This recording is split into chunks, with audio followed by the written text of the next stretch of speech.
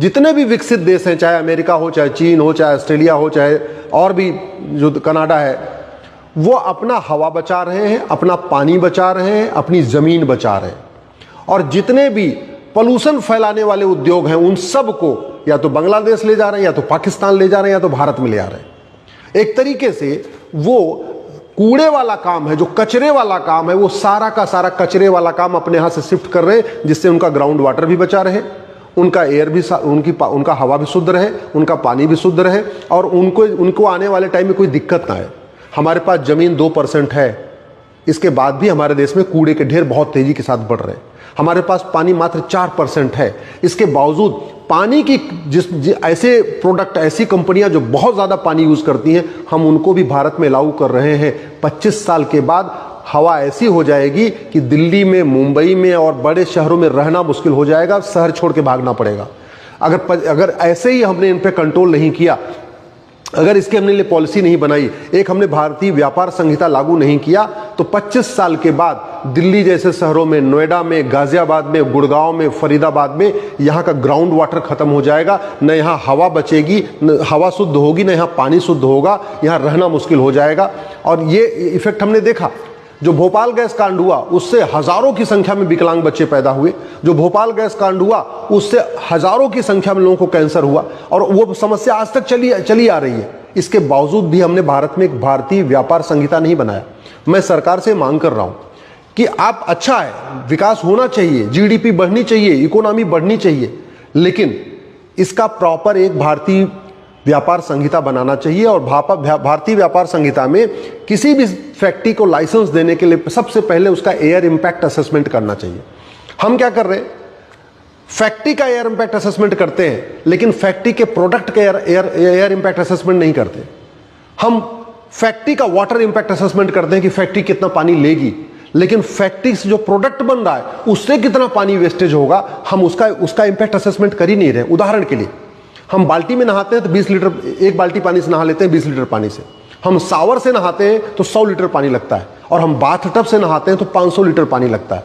अब अगर हम शावर बनाने का लाइसेंस दे रहे हैं और बाथ टब का लाइसेंस दे रहे हैं, और हमारे पास पानी दुनिया का मात्र 4% है, और लोग बड़े शौक से वो कितनी एडवांसशिप का निशानी है कि हाँ घर में बाथटब होना चाहिए, शावर होने चाहिए, बिना सोचे समझे लोग शावर लगवाए जा रहे हैं, बाथटब लगवाए जा रहे हैं। नतीजा क्या होगा, 25 साल के बाद हमारे पास अभी 4% पानी है ना, ग्राउंड वाटर एकदम नीचे चला जाएगा, पानी बचेगा नहीं। और पानी बचेगा नहीं, फिर फैक्ट्रियां, बाथटब बनाने वाली फैक्ट्री तो मालामाल होकर चली जाएगी, शावर बनाने वाली जो बाथ शावर बना रही वो कंपनी तो मालामाल होकर चली जाएगी। लेकिन हमारे आम जनता क्या करेगी यहाँ पे, शायद इसका हम असेसमेंट नहीं कर रहे।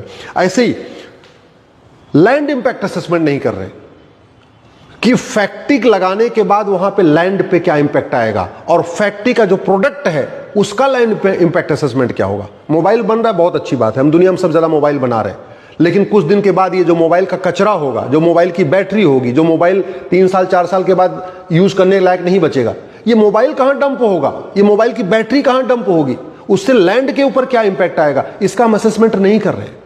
ऐसे ही नॉइज इंपैक्ट असेसमेंट नहीं कर रहे, कंपनी का नॉइज इंपैक्ट असेसमेंट कर रहे हैं, लेकिन कंपनी के प्रोडक्ट का नॉइज इंपैक्ट असेसमेंट नहीं कर रहे हैं। ऐसे बहुत सारे चीजें बन रही हैं जो नॉइज फैला रही हैं। लाउड स्पीकर नॉइज फैला रहा है, बड़े बड़े साउंड सिस्टम बन रहे हैं, तो फैक्ट्री भले ने नॉइज पोल्यूशन नहीं कर रही है, लेकिन फैक्ट्री का प्रोडक्ट नॉइज पोल्यूशन कर रहा है।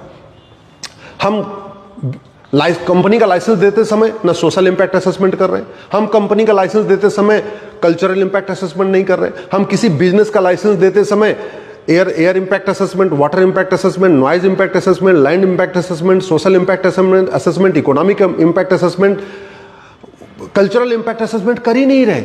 तो नतीजा ये हो रहा है कि भारत लगातार धीरे धीरे कूड़े का ढेर बनता जा रहा है, कचरे का ढेर बनता जा रहा है, लोगों का जीवन खतरे में आ रहा है। और इसका सबसे बड़ा तरीका यही है कि आप देख लीजिए, 1984 में भोपाल गैस कांड हुआ, कुछ नहीं हुआ, ना कंपनी के मालिकों को कुछ हुआ, ना कंपनी के एम्प्लॉइज को कुछ हुआ। हाँ, बेचारे जो गरीब मारे गए थे उनको थोड़ा थोड़ा पैसा मिल गया।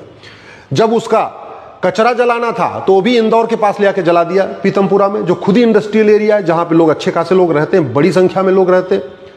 भाई जलाना था तो राजस्थान ले जाते, न कच्छ में ले जाते, और स्थानों पर पोखरण में ले जाते, बाड़मेर में ले जाते, जहां कोई नहीं, इंसान नहीं रहता, जानवर नहीं रहता, पेड़ पौधे नहीं, वहां ले जाते। पीतमपुरा में क्यों जला दिया? और पीतमपुरा में भी जलाया तो राख उसकी भी वहीं डंप करने की कोशिश हो गई। ये ठीक नहीं है।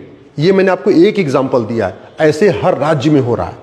हर राज्य में सरकारें बिना सोचे समझे केवल जीडीपी बढ़ाने के पर्पज से, केवल इकोनॉमी बढ़ाने के पर्पज से आंख बंद करके लाइसेंस दे रही हैं।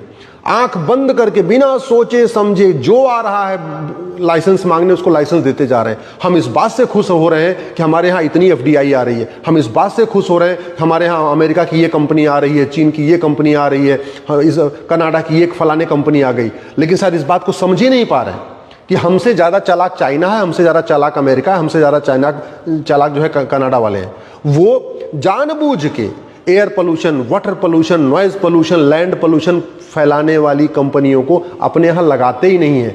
वो जितनी पोल्यूशन फैलाने वाली कंपनियां हैं या ऐसे प्रोडक्ट जिससे पोल्यूशन ज़्यादा होता है उसको भी अपने यहाँ नहीं लगाते। बाकायदा वो कंपनी भारत में लगाते हैं, अपने यहाँ नहीं लगाते। क्यों? क्योंकि उनको पता है कि 20-25 साल के बाद इन कंपनियों का इंपैक्ट लोगों को दिखाई पड़ेगा। भोपाल में गैस कांड हुआ तो दिखाई पड़ा।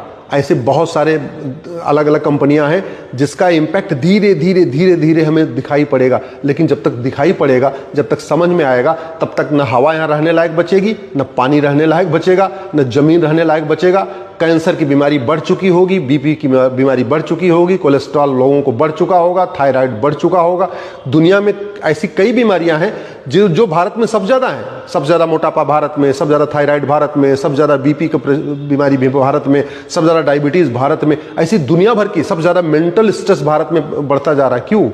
क्योंकि एयर, हवा गंदी हो रही है, पानी गंदा हो रहा है, ज़मीन गंदी हो रही है, नॉइज़ पोल्यूशन बढ़ रहा है, जहरीले हमारा खाद पानी इतना ज़्यादा पड़ रहा है कि हमारा अनाज हमारा जहरीला हो रहा है, हमारा तेल जहरीला हो रहा है, हमारा घी जहरीला हो रहा है। इसलिए मैं सरकार से निवेदन कर रहा हूँ, संविधान के आर्टिकल 19 में आंख बंद करके सबको लाइसेंस मत दीजिए, बल्कि एक भारतीय व्यापार संहिता बनाइए और कोई भी कंपनी का लाइसेंस देते समय air impact, water impact, noise impact, land impact, social impact, cultural impact, ये सारे इम्पैक्ट असेसमेंट जरूर करिए।